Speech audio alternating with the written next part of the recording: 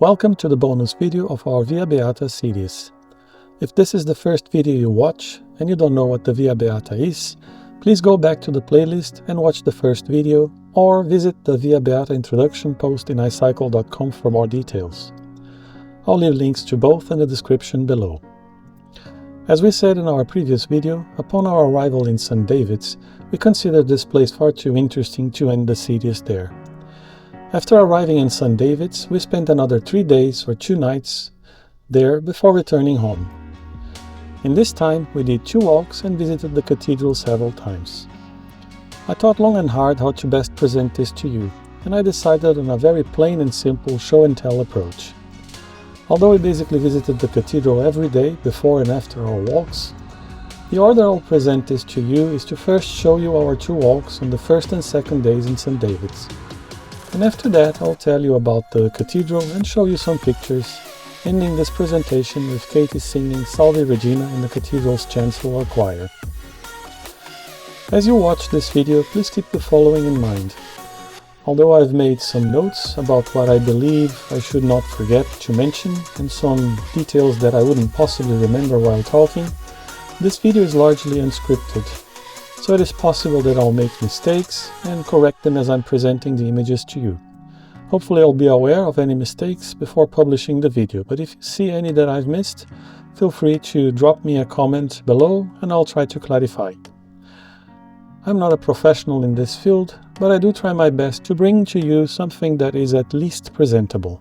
I created these 3 Google Maps for the Via Beata series. The first one was introduced to you on the Via Beata introduction post in icycle.com, and there is a link to the map there in case you want to take a better look. The other 2, entitled St Davids Cathedral to Whitesands Beach and Circular Walk from St Davids Cathedral to the Ruins of St Nons, are our first and second day walks respectively. For those who want to walk or ride the Via Beata or a similar route from east to west as a coast-to-coast adventure, the first map shows a small 2.88 kilometers or 1.79 miles route from the cathedral to Whitesands Beach, the largest and best known beach around St Davids, but obviously not the only one. This would also be an amazing place to end your journey, or if you prefer, to start it there and do it in the other direction, from west to east. We are aware of a couple of cyclists who chose to do it this way. Zooming out a little gives you an idea of the part of the UK that this map covers and its location. In the interest of full disclosure, we walked to Whitesands Beach this day from our hotel, but I've created the map as if we had walked from the cathedral, which on our walk back we did. This is an easy walk with barely any elevation at all, but when you walk back you'll have to go up a little hill from the sea level to reach St Davids again. Keep in mind that on a nice day like this, these narrow roads can be quite busy. Even Whitesands Beach is quite popular among visitors, and as you'll see in the pictures and video. Starting from the cathedral's main entrance, as per this picture, you'll take the path to the left and simply follow it, crossing the river Alum and walking uphill until you reach this road called Wederquerung. Then you simply follow the road to the right until you reach the B4583, which thankfully is a lot easier to pronounce, turning left towards the Whitesands Beach car park. This is how the B4583 looked like this day. The rocky hill you see in the picture is called Carnchidi, and from the top of its 181 meters or 594 feet, you can allegedly see fantastic views west towards Ramsay Island and the Bishops and Clerks Islets, and to the north towards the Strumble Head. It's said that on clear evenings in midsummer at sunset, you can even see glimpses of the Wicklow Mountains in Ireland from there. But we have not had this experience ourselves, of course. This is another picture of the B4583 with the Whitesands camping ground on the distance. Just a few more meters and you will arrive at the Whitesands car park leading to the beach. I unfortunately didn't take any pictures of the beach from the viewpoint of the car park, but I took this picture from Trúinharðin, which is a rock formation to the right of the beach, also very popular with visitors, as you can see from these pictures and from the drone footage that I'm about to show you now.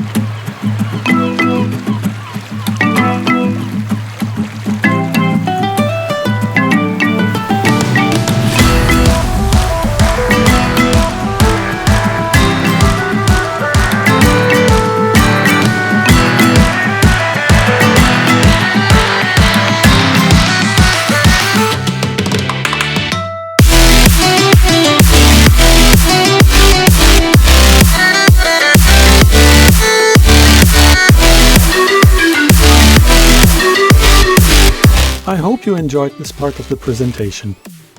On this day, we actually walked a little further to a beach called Port Melgen Beach, which I believe I am brave enough to say without any help from Google Translate to pronounce.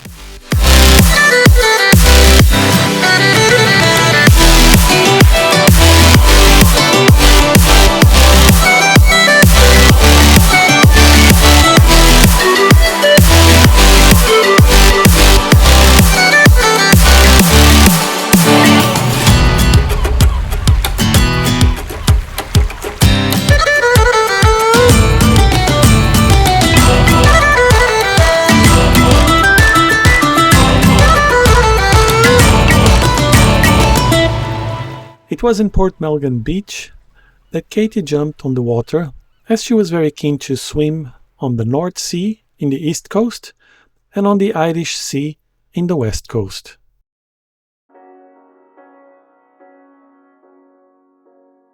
The walk on the second day was a little more demanding and long. It was a total distance of 13.7 kilometers or 8.5 miles, mostly on the coastal path. The main intention of this walk was to visit the ruins of St Noan's Chapel, which is considered to be the birthplace of St David, the patron saint of Wales. St Noan, or Nonita, was his mother. Tradition holds that Nonita was raped by one of the princes of the country, and that the product of that rape was David. It's said that after conceiving, she remained celibate and lived on bread and water alone. When a preacher found himself unable to preach in the presence of her unborn child, this was taken as a sign that the child would himself be a great preacher. I'll leave a link to the St Noan's Wikipedia page in the description below if you're interested in knowing more. This time we did start and end the walk at the cathedral, and I took this picture moments before we left. It's quite amazing the little surprises you can get while on a walk. And one of these invited my imagination to think if the universe was trying to tell me something through this sticker in a telecommunications box on the walkway. If you pay attention, you also see how proud the Welsh are of their heritage, and the care they take to display it. This is the path just outside of town, and it probably shows how lucky we were with the weather on this day. And this is the path already outside of town towards the St. Non's retreat center. If you become tired and need a little rest, this small green tunnel might be ideal for that. On this picture you can see that we are approaching the sea. And on this picture you can see the back of the chapel of Our Lady in St. Non's on the grounds of the St. Non's retreat center. This is how the chapel looks outside and inside. Katie sung a Salve Regina there too, but for this video we decided to use the one she sung in St Davids Cathedral. From there I flew the drone again and captured these images from the chapel in the retreat center towards the old ruins of St. Non's Chapel.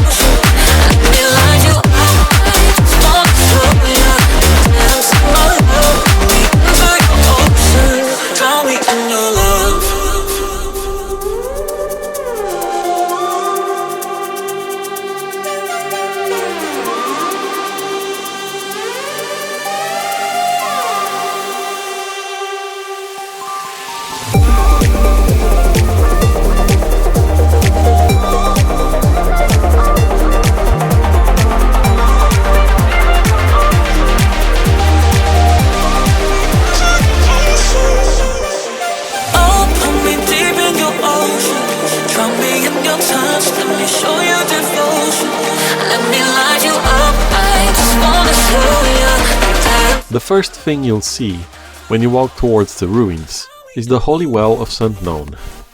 The well is said to have sprung up during a thunderstorm when St. Davids was born about 500 AD. The water of holy wells is often thought to have healing qualities through the luminous presence of its guardian spirit or Christian saint. I don't think you can purchase the healing by throwing coins in the well, but hey, you never know. And these would be pennies well spent if it works for you. A little further down the track, you'll reach the ruins of the Chapel of St. Non, which is held by tradition to mark the birthplace of St. David, although the ruin cannot be accurately dated. The ruin is thought to be on the site of St. Non's house, and to be one of the oldest Christian buildings in Wales. In medieval times, the chapel was one of the main sites visited by Christian pilgrims.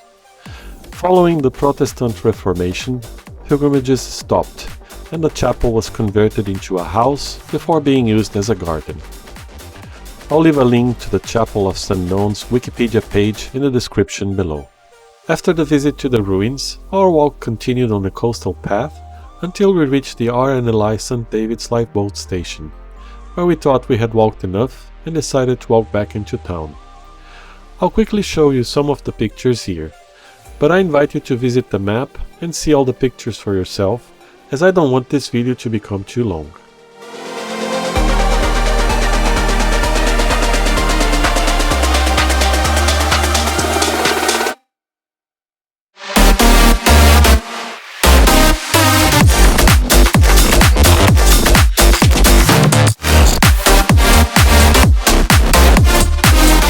The next set of pictures are mainly sea views from the coastal path until we reach Port Clay's harbour, with its many private boats anchored, and the ruins of the old lime kilns, from which between 1650 and 1900 lime was taken by horse and cart for spreading on the fields, and a little was used for mortar.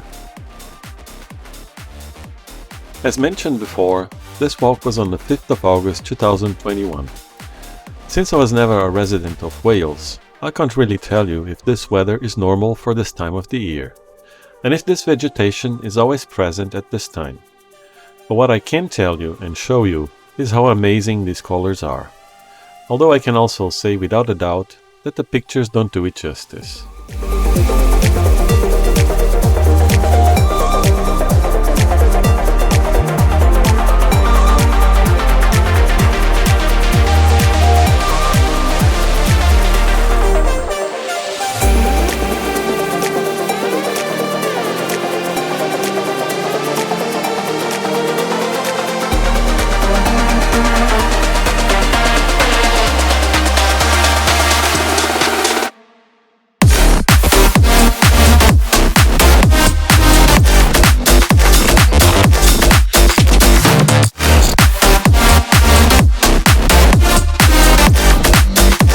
In these pictures, you start to see the RNLI St Davids lifeboat station in the far.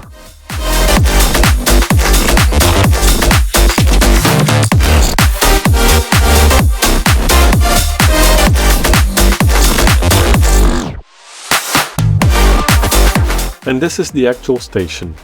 Not all pictures are mine though.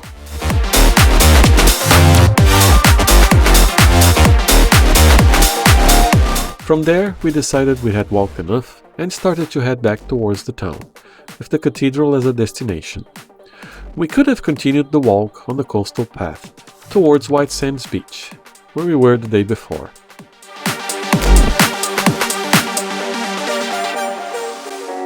Although there is some zooming in this photo, you can see the cathedral tower, barely. And this is the last picture before we concluded this walk. I hope these 2 walks were interesting enough to instill in you a desire to visit St Davids and do the same yourself. Now let's talk a bit about the cathedral, which is without a doubt one of the main attractions of this small city. Despite of all the coastal beauty I tried to present to you so far in this video, St Davids Cathedral is quite possibly the biggest attraction of the city of St Davids, which is said to be the smallest city in the UK. I don't think, however, it is possible to speak about the cathedral without saying something about the man and the city first. While I talk, I'll keep a slideshow of pictures of the cathedral rolling on screen, but keep in mind the picture might not necessarily relate to what I am saying. David was a native of Wales and a Welsh Christian who served as the Bishop of Menevia, which was the name given to this region by the Romans. Menevia was a diocese that covered an area of 9,716 square kilometers in the west of modern-day Wales. His birth date is uncertain, but believed to be between 462 and 512. He is believed to be the son of Non and the grandson of Ceredig ap Cynedda, king of Ceredigion. He is also believed to have died in 601 by more recent estimates. Much of what is known about St David is from a biography of Rhygyfarch, written in 1090, but modern-day historians are skeptical of some of its claims. He became renowned as a teacher and preacher, founding monastic settlements and churches in Wales, one of which was a monastery which later became the city of St Davids and where the current cathedral stands today. His best-known miracle is said to have taken place when he was preaching in the middle of a large crowd, and the ground on which he stood is reputed to have risen up to form a small hill. A white dove, which became his emblem, was seen settling on his shoulder. This is ironically referred as the most superfluous miracle, as Wales is already a very hilly place. David was buried at the St Davids Cathedral, where his shrine became a popular place of pilgrimage throughout the Middle Ages. The monastic community, which became St David's and where the cathedral stands today, was attacked many times by raiders, including the Vikings, so the area saw the erection and destruction of many buildings over the centuries. It wasn't until 1115, with the area under the Norman control of King Henry I of England, that Bishop Bernard of St David's started the construction of a new cathedral. In 1123, Pope Calixtus II made St David's a center of pilgrimage and decreed that 2 pilgrimages to St David's is equal to 1 to Rome, and 3 pilgrimages to St David's is equal to 1 to Jerusalem. I'm not sure if this decree still stands today, but in 2016 I did my own 2,000-kilometer pilgrimage from Canterbury to Rome, and I can tell you from my own experience that these are quite different. The present-day cathedral was begun in 1181 and completed not long after. Problems beset the new building, and in 1220 the new tower collapsed. In 1247 or 48, the cathedral also suffered damage due to an earthquake.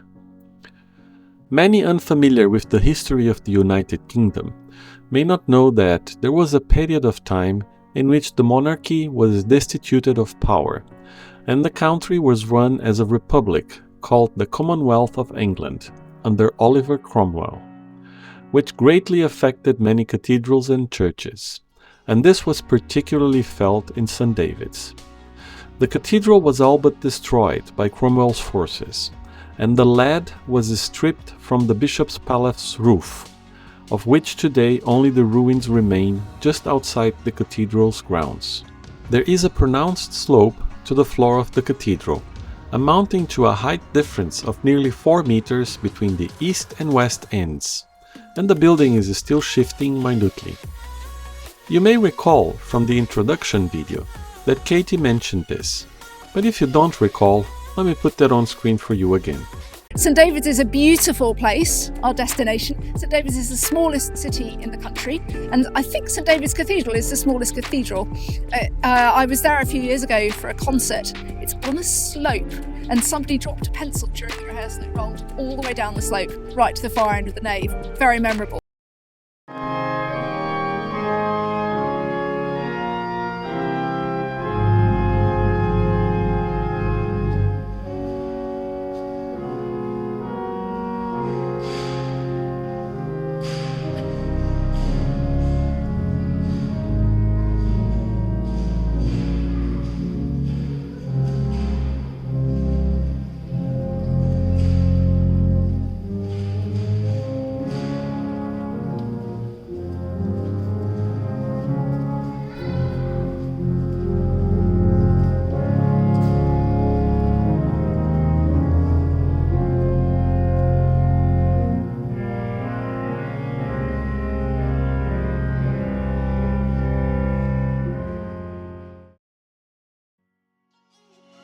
In more recent decades, the cathedral underwent a number of restoration and reconstruction projects, which included creating a visitor center within the bell tower, enlarging the peal of bells from 8 to 10, and the completion of the cathedral's cloisters to house the cathedral choir, vestries, an education suite, rooms for parish use, and a refectory as a reminder of the monastic beginnings. St Davids is considered to be the United Kingdom's smallest city by population, with 1,751 residents in 2021, in the city and in urban areas. St Davids was given the city status in the 12th century, but lost this status in 1886. In 1994, the city status was restored at the request of the late Queen Elizabeth II. You can learn a lot more about St Davids, the man, the cathedral and the city by visiting some of the links I will leave in the description below. I hope this unambitious presentation of St Davids was worth your while, and that our experiences during this journey may inspire you to get out and walk or ride a pilgrimage yourself, regardless if you're a religious person or not. There is a lot to gain during extended periods of walking or cycling. This concludes the series of videos for the Via Beata pilgrimage, which started at Britain's most easterly point in Lowestoft and concluded at the St Davids Cathedral with a revised distance of about 740 kilometers if you don't make the same mistakes we did. If these videos served you, please feel free to donate a coffee to help with the costs of maintaining the blog and the work of producing this material. As a fitting end to this series, I'll leave you with a video of Katie singing the Salve Regina, a traditional pilgrim's anthem at the choir hall or chancel of the cathedral. Thanks for watching.